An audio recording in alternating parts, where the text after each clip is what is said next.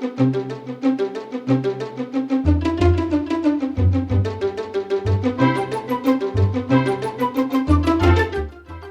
and welcome to another Sustainable Futures Report.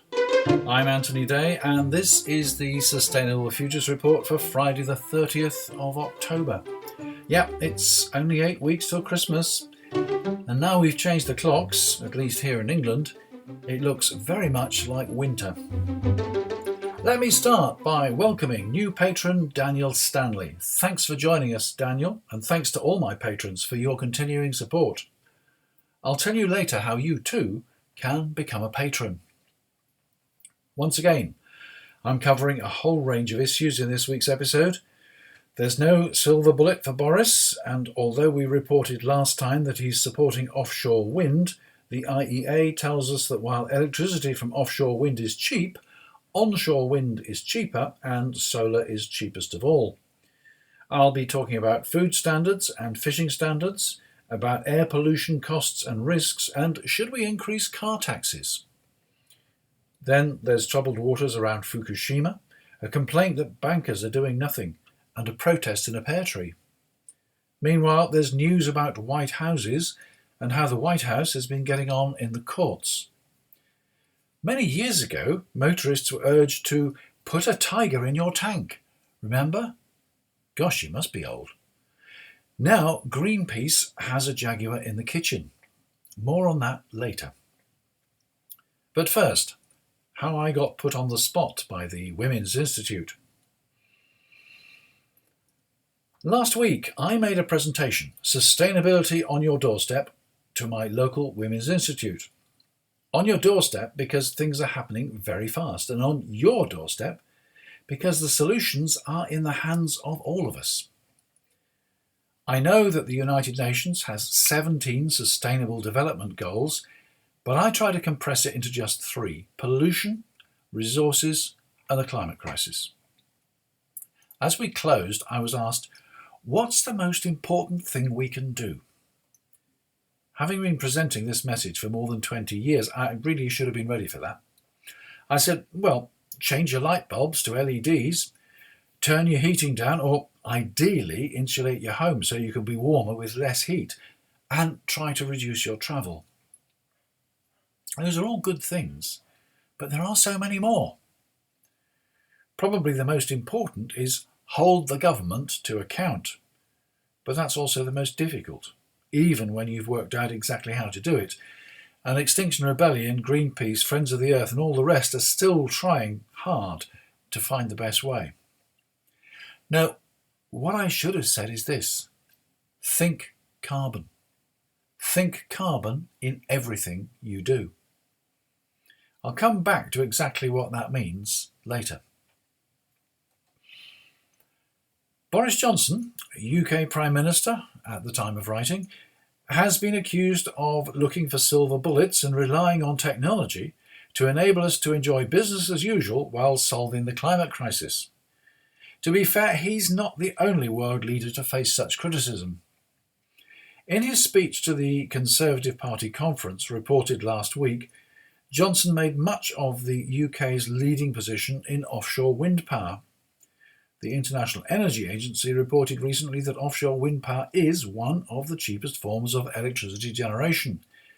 But it also pointed out that onshore wind power, opposed by Conservatives, is even cheaper, and solar energy is cheaper still.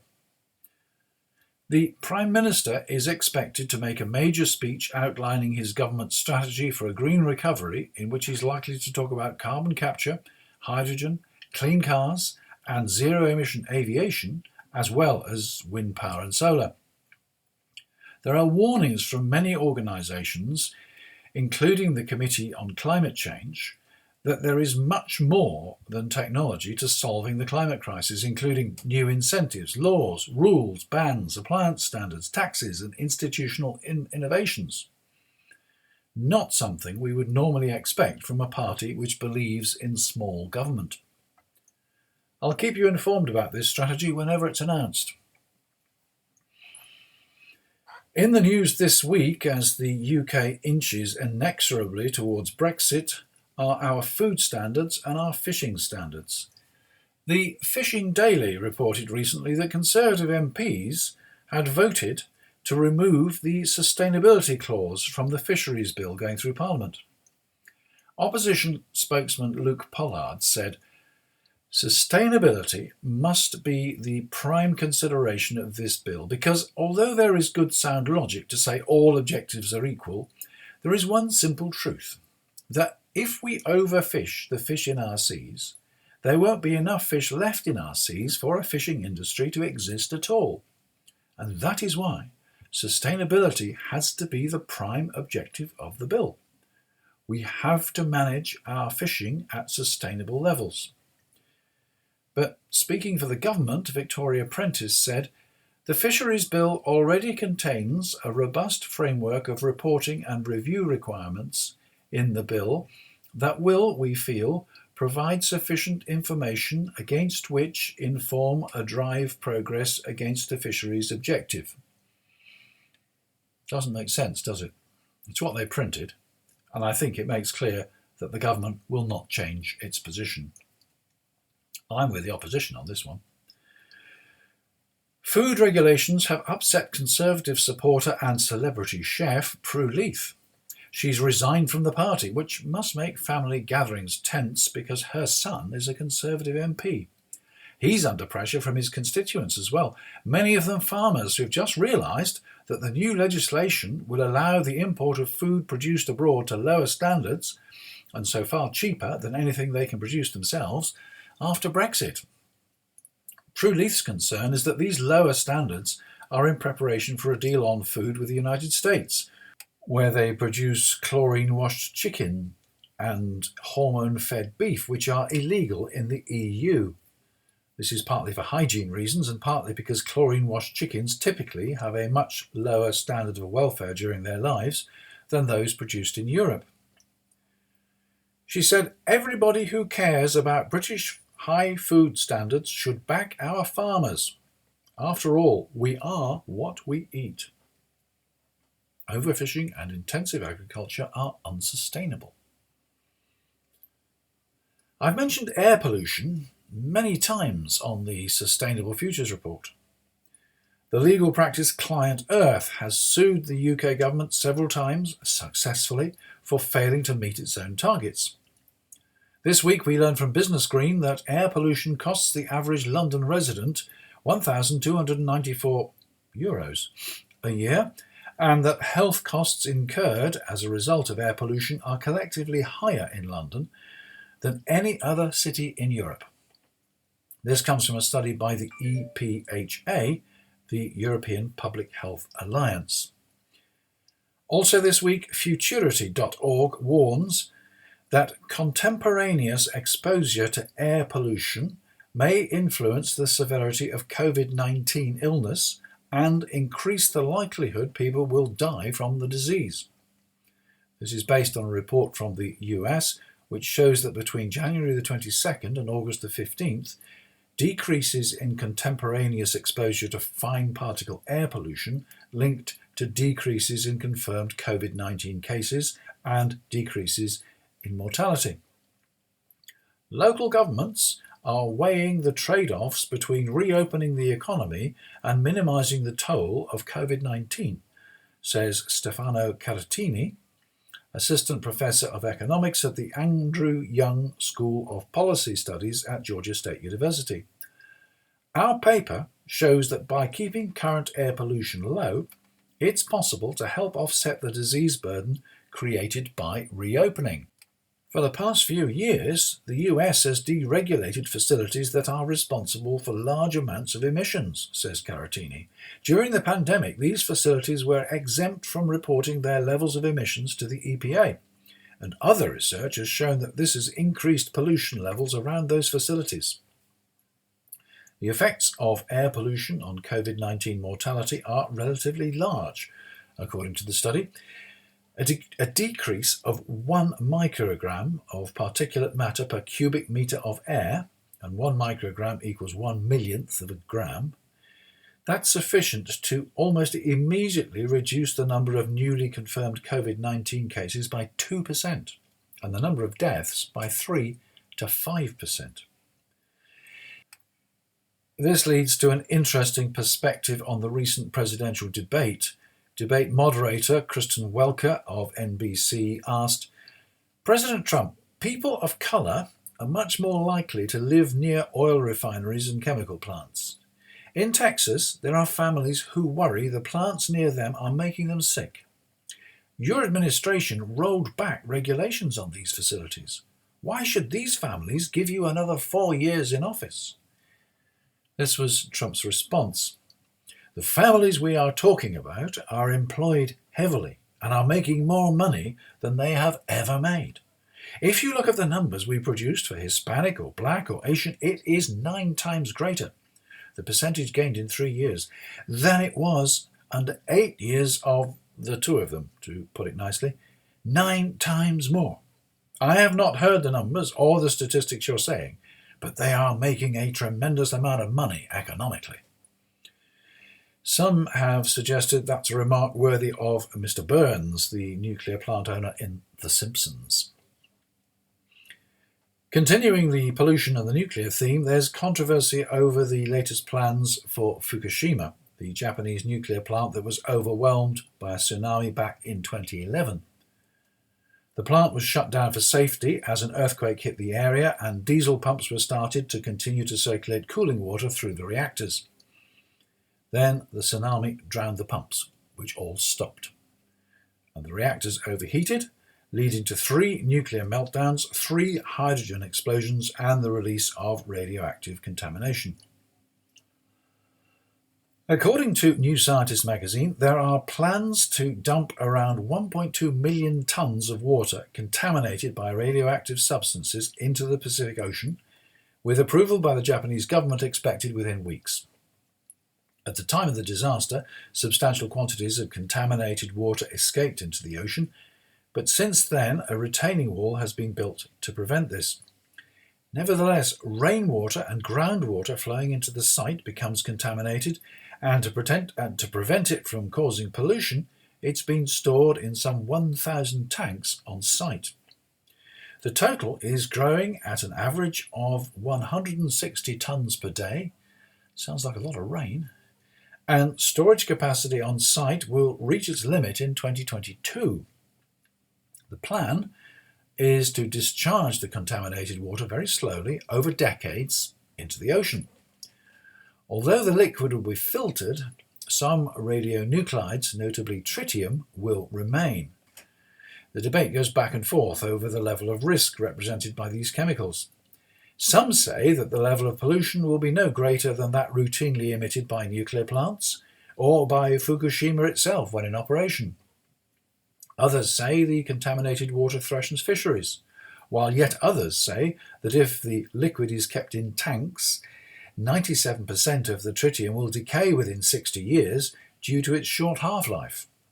Still others point out that extending tank farms full of dangerous liquids in an earthquake zone is a risky undertaking. I'm glad I don't have to make the decision. Here's another decision. Should we increase car taxes? The Committee on Climate Change welcomes the publication of the UK government's response to its June 2020 progress report, and it welcomes the government's renewed commitment to a greener, fairer and more resilient economic recovery from COVID-19. According to Roger Harrabin of the BBC, it says that we should increase taxes on cars and fuel, but it goes a lot further than that. They say ministers should bring forward the date for ending sales of new conventional cars from 2035 to 2032. The Chancellor should consider increasing the tax on gas for home heating, and the changes should be made as the UK looks to recover from the COVID-19 crisis by creating jobs. The Committee on Climate Change Chair, Lord Debon, says it makes sense to raise fuel prices when the cost of oil is low and use the proceeds to subsidise low-emissions vehicles. But commenting on increasing the cost of gas, he says the poor must be protected from high prices. Benny Pizer from the libertarian group, the Global Warming Policy Forum, doubts that the Prime Minister will fully follow the committee's advice. He told BBC News, any policy that prioritises climate change policy over a rapid economic recovery would be suicidal for both the UK economy and the government. While Boris may talk the talk, he is unlikely to walk the walk. We'll just have to wait for the Prime Minister's speech. While we're waiting, there's news from consultancy PwC that less than a third of UK banks have net zero targets in place. A survey of 17 of the UK's largest banks found that just 5 of them had net zero targets or science-based emissions targets, meaning they risk breaching their legal requirements on climate change. The 5 which have publicly announced net zero targets or science-based targets which match or exceed the UK's national long-term climate goals include Barclays and NatWest Group, formerly RBS. But 8 of the banks in the survey are yet to conduct scenario analysis on their current portfolios. If the banks are not prepared, what's the story for the rest of UK industry and commerce? With all sectors of the economy under extreme pressure from the immediate concerns of COVID and Brexit, time for looking at net zero is likely to be scarce. We come now to a protest in a pear tree, or rather a protest about a pear tree. The tree in question was estimated to be some 250 years old and had been nominated as British Tree of the Year in 2015. Last week it was cut down. It was in the way of the route for the HS2 high-speed train line. The Telegraph's headline screamed, "The ecological catastrophe of HS2 is the final proof that this isn't a Conservative government." It was pointed out that the Telegraph was a major cheerleader for the election of this government. The Telegraph's article is behind its paywall, but there was widespread coverage from the BBC and others. Environmental group Friends of the Earth expressed its indignation as it presented a report on the opportunity costs of HS2.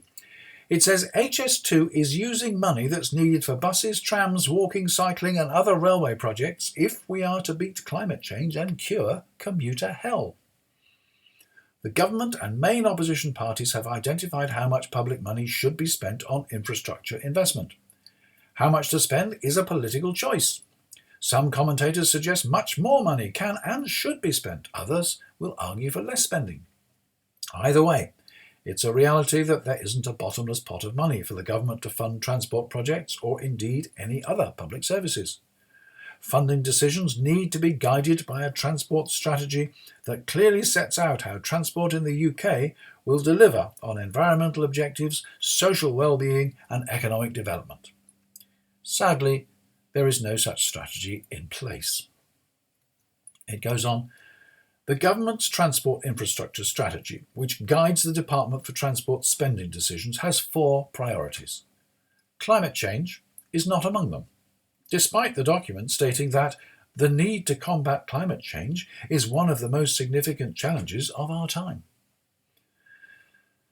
I know I've talked critically about the HS2 project on several occasions, including last week.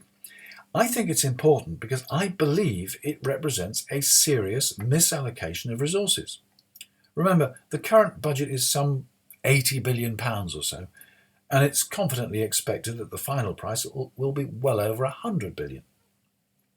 The Friends of the Earth report points out that in over 100 towns and cities across the world, bus travel is now being made free, resulting in increased use. For just £3 billion a year, all bus journeys could be made free in the UK. And of course, this would reduce traffic congestion and help far more people than those who might travel on HS2. Let's have some good news. New Scientist reports that super white paint can cool buildings even in hot sunlight. Zulin Ruan at Purdue University and his colleagues developed a white paint that was so reflective and good at radiating heat that it cooled a surface to 1.7 degrees centigrade below the surrounding noon air temperature during tests in Indiana. Compared with existing commercial heat-reflective paints that reflect about 80 or 90% of solar energy, the new one managed 95.5%. This is important on a warming planet, particularly as mechanical cooling or air conditioning just moves the heat around. These new surfaces radiate the heat back out into space, subject to getting through the greenhouse gas layer, of course. My first thought was that painting roofs white would displace solar panels, but the illustration with the article shows walls painted white. Apparently, light-coloured surfaces normally radiate heat overnight, but the new paint achieves radiation in daylight. Meanwhile, talking of White Houses, the White House, or American government, has been having its day in court. Numbers of young people have sued the American government for damaging their life chances by permitting the fossil fuel industry to poison the planet. You'll remember that I've commented on many occasions on the Juliana case, which in fact was finally lost in January of this year after 5 years of litigation. Plaintiff Kelsey Juliana is involved in a similar case which names Governor Kate Brown of Oregon as the defendant and claims the state has failed to protect vital resources from the impacts of climate change. Filed in 2011, the case was finally dismissed by the Oregon Supreme Court this week. Despite the fact that she's named as a defendant, Governor Brown said that she agreed with the plaintiffs on the fundamentals of the case. As I have said throughout this legal process, I agree with the plaintiffs and other young people across Oregon and the world when they say there is an urgent need for climate action, Brown said in a statement. To all of Oregon's young people, if you are frustrated by the speed at which your government is addressing the most urgent crisis of this generation and the next, know that I am too. There is a place where Oregonians can make their voices heard, the ballot box. Fortunately, since they started their action as minors, the plaintiffs are now old enough to vote. Not everyone in the US is banking on a political solution. Similar cases continue across America. Do you remember that back in 2018, supermarket chain Iceland was banned from screening its Christmas TV commercial? It was an animation with a voiceover from Emma Thompson explaining the plight of wildlife in the face of forest destruction for the production of palm oil. Now, Greenpeace has a similar video, A Jaguar in My Kitchen, making a similar point. If you're quick, they're running a webinar about this today, Friday the 30th of October. Links to both videos are on the blog, which you'll find on the new website, which is still at www.sustainablefutures.report. And links to all these stories are there as well. And finally, think carbon. Yep, that's what I should have said when they asked me what was the most important thing to do. Carbon emissions are growing, even now while there's reduced activity due to the pandemic. Almost everything we do generates carbon emissions. Carbon emissions are destabilising the climate. Let's start when we get up in the morning. At this time of year, the central heating may already be on, and if it has a gas boiler, it's making emissions. If you have electric heating, about 50% of the UK's electricity is generated by gas turbines, making emissions. Turn the tap on to clean your teeth. At least it's cold water, so there's no energy or emissions involved in heating it. But water has to be pumped, purified and delivered, and the sewage has to be taken away and treated, and all that uses energy, and all that energy will have consequences in terms of carbon emissions. Your toothbrush, whether electric or manual, will almost certainly be made of plastic. Energy is involved in extracting the raw materials, manufacturing the plastic, and delivering the toothbrush to the shop where you bought it. At least it's not single-use plastic. It's a responsible use of plastic. Just be sure you get the maximum use out of it and make sure it's recycled when you're finished with it. We can go on throughout the morning looking at the carbon footprint of your coffee, your toast, your boiled egg and whatever else you have for breakfast. Don't waste any of it. As much as 1/3 of food is wasted globally. That means that 1/3 of the emissions created along the supply chain are polluting the planet in vain. And don't forget the carbon footprint of the things you use, like the kettle and the toaster and the cooker, and your laptop and your phone and your car, and the list goes on and on and on. These things don't just create emissions when you use them or charge them, there's a major carbon footprint in their manufacture. So get the very most out of them, and if they're worn out, then recycle them. But if they're not and you want to get rid of them, then give them away on FreeCycle or sell them on eBay.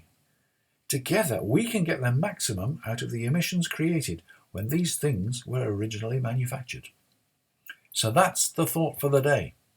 Think carbon. And that's it. And that's it for this episode. Actually, I wish it was, but I don't write these sections in order. Well, now that you're hearing the recording, I must have done it, but I hadn't at the time of writing. Anyway, welcome and thanks again to Daniel Stanley for becoming our latest patron. Patrons usually get the Sustainable Futures Report at least a day in advance, and there's also a unique enamel Sustainable Futures Report badge. Depending on your patron level, I'll try and research topics you suggest, and from time to time we get together online, although a lot of people I know have had more than enough of Zoom these days. If you'd like to be a patron, and I'm more than grateful for the ideas and financial support that I get from my patrons, then hop across to patreon.com/SFR, patreon.com/SFR, and you'll find the details there. So with that, I wish you a good week. I believe there's an election somewhere before we meet again. No comment. I'm Anthony Day. That was the Sustainable Futures Report. Until next time.